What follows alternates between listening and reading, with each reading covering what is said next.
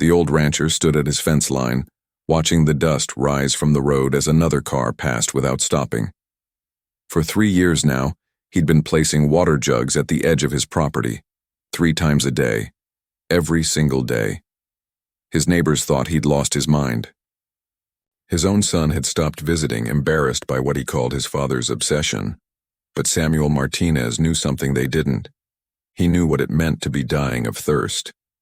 It had happened decades ago, when Samuel was just 19, crossing the desert with nothing but hope in a half-empty canteen.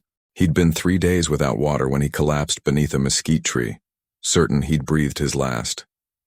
Before we continue, pause for just a moment and tell me in the comments, which country are you watching this from?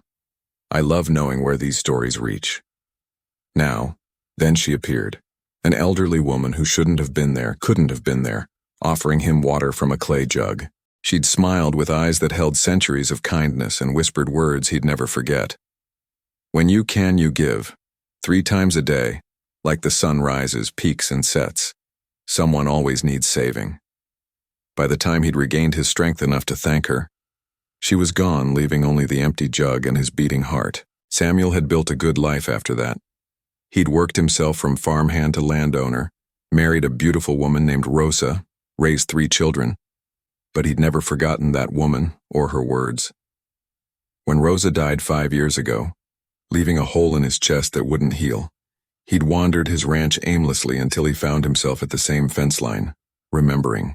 That's when he started leaving the water, morning, noon, and sunset, 3 times a day. At first the jug sat untouched, baking in the relentless sun. Then one morning, he found an empty jug with a small rock placed on top, a silent thank you. His heart had surged with something he hadn't felt since Rosa passed: purpose. After that, the jugs were taken regularly. He never saw who came for them, he didn't need to. And if you're feeling that same surge of emotion right now, hit that like button. It helps this story reach others who need to hear it. The call came on a Tuesday evening.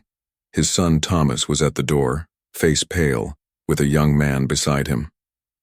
"Dad," Thomas said, voice breaking. "This is Marco. He needs to tell you something." The young man stepped forward, tears streaming down his dusty face. 3 weeks ago, he explained, he'd been crossing the desert with his little sister, fleeing violence that had torn their family apart. They'd run out of water on the 2nd day. His sister was 8 years old and hadn't opened her eyes in hours when he'd stumbled onto Samuel's fence line at sunset and found the water jug. "She drank," Marco sobbed. "She opened her eyes and drank. We made it to the road. Someone stopped. We're alive because you left water. Because you were there when no one else was." He pulled out a photograph, hands shaking. A little girl with bright eyes smiled at the camera, holding a small clay jug. "She wanted you to have this. She made it herself. She said angels leave water in the desert." Samuel took the clay jug with trembling hands, and for the first time in 5 years, tears ran freely down his weathered face. It looked exactly like the one from all those years ago. Thomas wrapped his arms around his father, whispering apologies for doubting him, for not understanding. That night Samuel sat on his porch, holding the jug as stars blazed overhead. He understood now what that woman had known, what she'd tried to teach him.